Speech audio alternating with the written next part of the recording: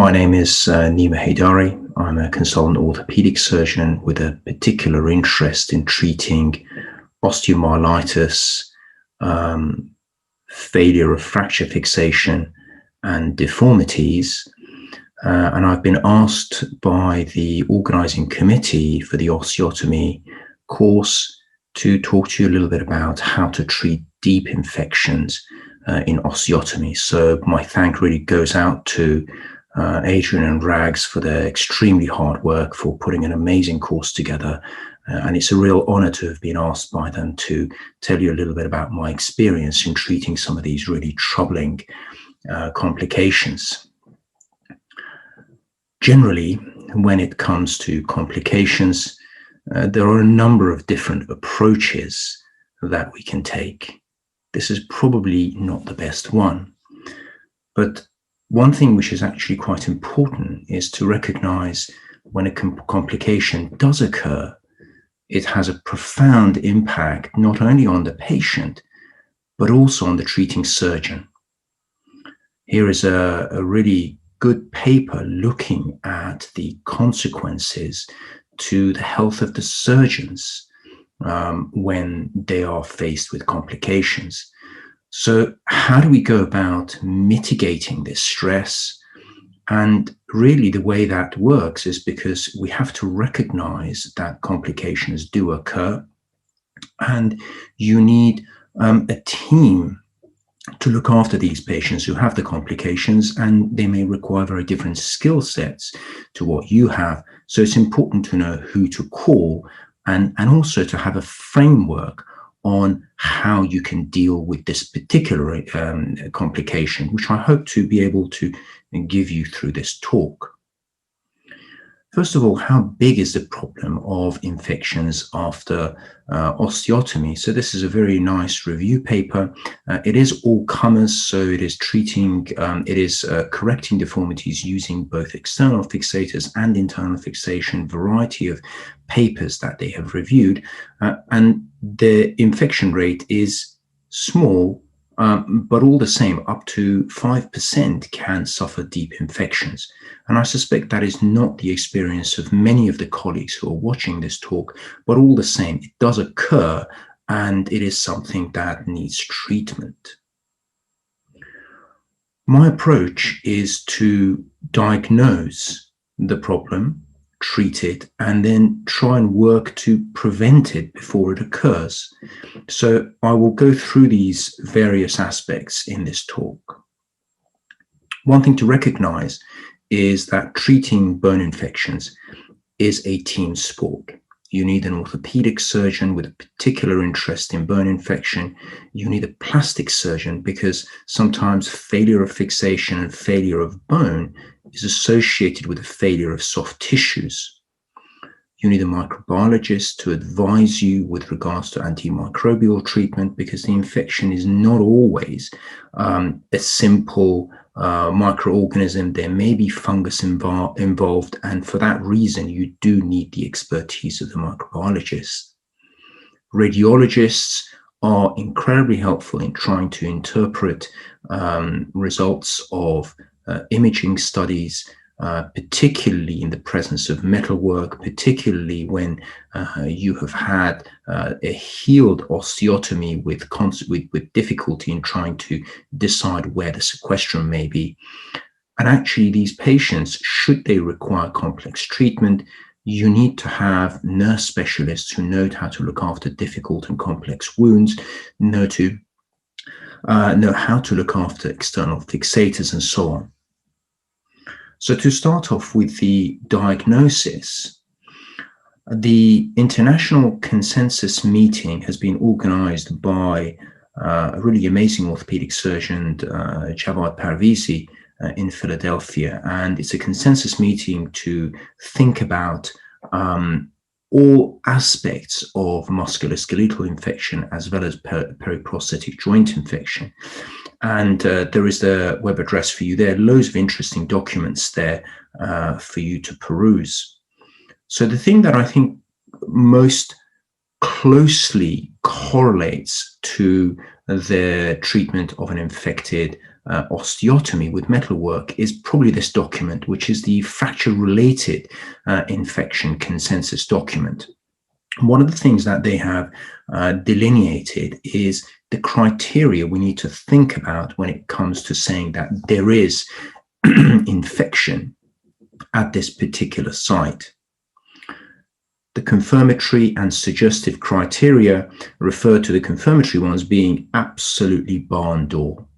There is a fistula or a sinus, there is wound breakdown, there is pus pouring from the site, and there are also specific microbiological correlates to there being an infection with an identified pathogen.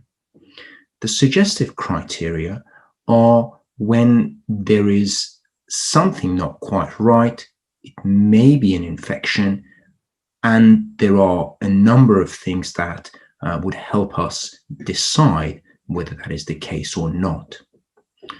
So the way that I like to approach a suspected infection is that we need to assess both the patient and the particular anatomic site that we're worried about. The idea of assessing the patient is an old one.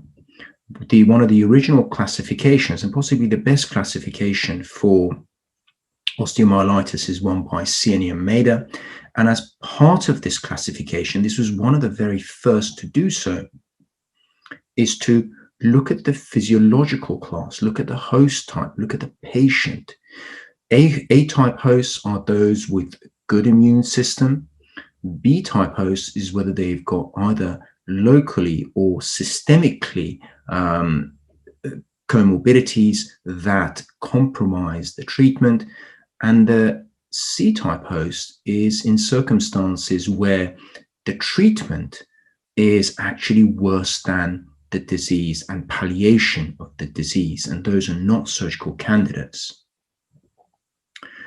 These host factors were further refined by one of my good friends, Nanda Ferreira, in South Africa, and you can see that some of the things that he's talked about here are very much related to the South African population, but the key things here are that the main risk factors, particularly things such as anemia, smoking, diabetes, poorly controlled diabetes, poor soft tissues, are generic and they apply to all aspects of lower limb surgery.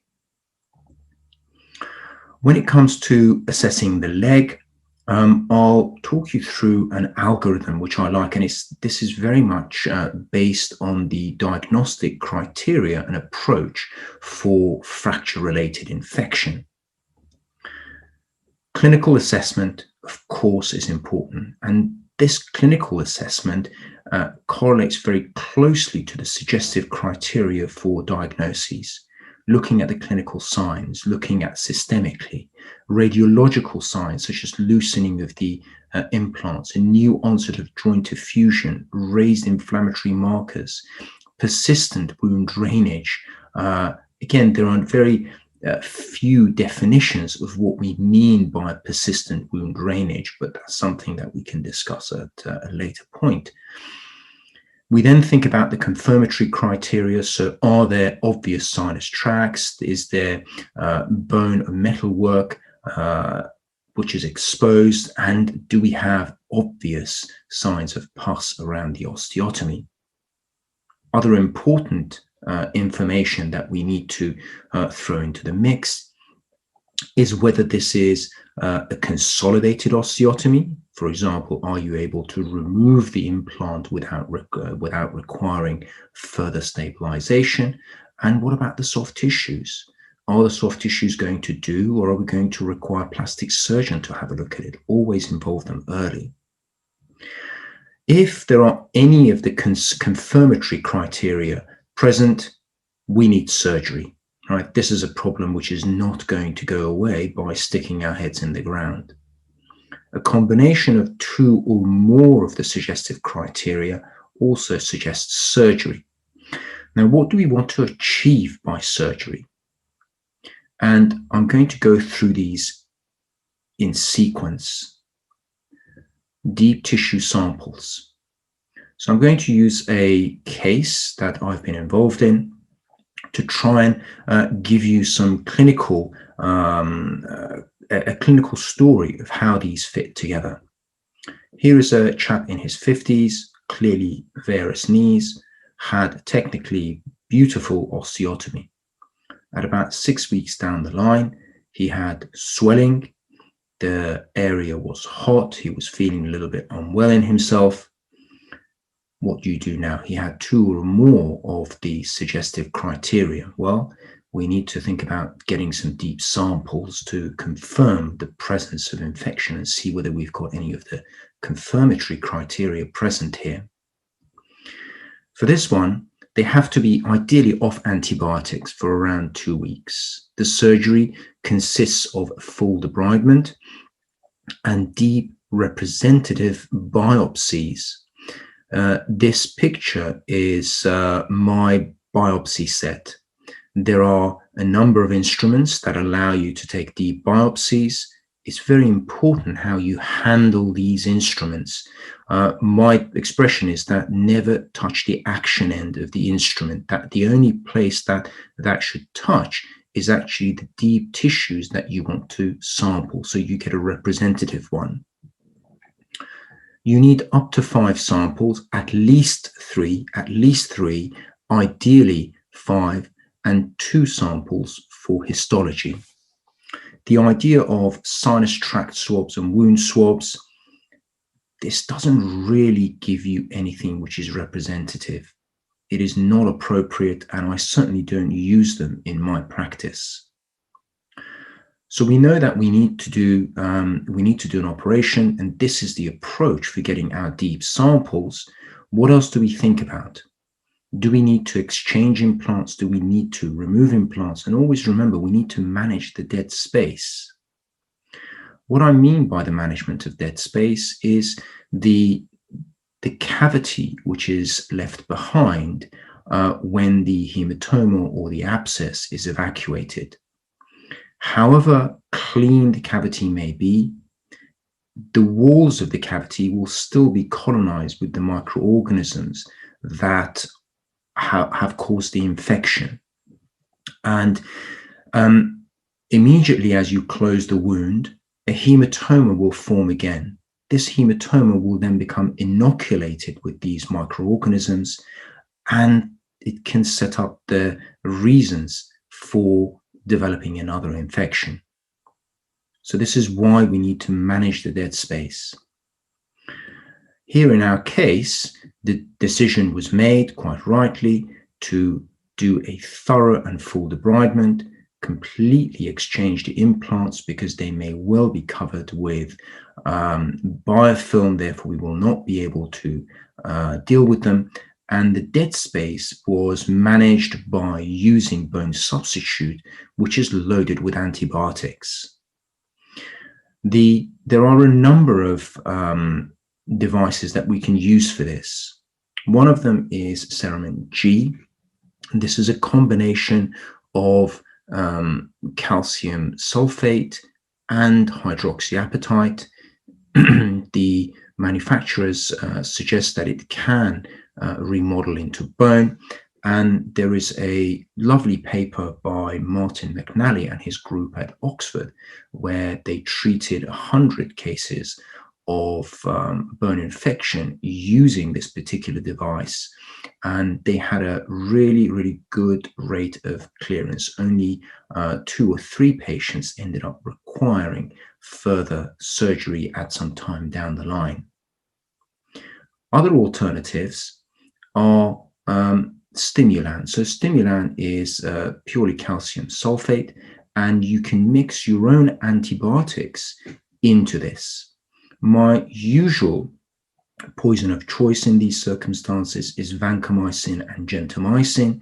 A lot of studies have demonstrated that vanc and gent together are at least 95 to 98% of any microorganisms isolated are susceptible to that combination. And also, if you already have deep tissue samples, you can add antibiotics which are very much targeted to this to the particular organism that you have identified. Another thing is that antifungals can also be added to stimulant. So the antimicrobial treatment for the operation, during the operation, after samples have been acquired, I give the patients teicoplanin and gentamicin, and post-operatively, they continue with teicoplanin and meropenem until we get advice from microbiology, which is usually at 48 hours. That's the preliminary time for cultures. And if there are no gram negatives, then we can stop the meropenem and await appropriate advice from microbiology on what else to use. There are circumstances where the exchange of implants doesn't work, and you need to entirely remove the implant. Unfortunately, in the chap that I've just shown you, he went on to grow fungus, as well as having Staph aureus. He had Candida infection, and for this reason, he did not settle down. We had to go back in. We had to remove all of the metalwork. We thoroughly debrided all of the devitalized tissues, and we managed the dead space in a slightly different way here. Managing the dead space here, I do something called beet pouching. This is when I use polymethyl methacrylate beads, and I put them in the area, and they are sealed with a waterproof dressing, so that you essentially create a pouch where very high levels of antibiotics are present in the milieu around here. So here is an example in a distal tibial problem, and you can see those green beads are the polymethyl methacrylate. My again preference is to use a revision cement which has already got pre-mixed Vankin Gent. That's really laziness. I just don't like mixing too much in theatre, but then you can see that there is that clear plastic dressing that keeps everything in. And here is another example of a distal tibia. You can see that I've written on there, please do not remove. These beet pouches leak. They always leak on the ward. The staff get very worried about it. And the thing is to reassure them that the thing to do here is simply just change the Inco pad. This beet pouch can stay in place between 3 days to about 9 days. After 9 days, the elution of antibiotics from the surface of the PMMA beads is completed, and you need to think about either moving on to the definitive treatment or to change the bead pouch. Once we have got the bead pouch, we obviously need to think about provisional stabilization. And provisional stabilization here really is an external fixator. The knee spanning external fixators, there is lots of different ways that have been described, but this is my favorite way. 2 6mm half pins in the femur, mid diaphysis, and another 2 into their tibial shaft. You can see we've got an H frame here. Then this is to allow really good stability. You can consider also putting some pins in the foot to stop the foot dropping into Aquinas if this stage of the treatment is going to be prolonged. You can see that this particular patient has the kind of defect and soft tissue loss that you may see in sort of quite severe infections around an osteotomy. And this one is being prepared for free flap reconstruction of the soft tissues here. Now, once we've done this, of course, the plan is for subsequent reconstruction. We need to reconstruct the bone and we need to reconstruct the soft tissues. Reconstruction of the bone depends on the bone loss and also depends on the anatomy of exactly where you need to deal with the infection. In the distal femur, it would be slightly different to the proximal tibia, but one particular thing I'm going to talk about is the proximal tibia. Proximal tibial fractures and non-unions lend themselves very well for treatment with a circular fixator. And here is the individual that we were talking about. You can see that there are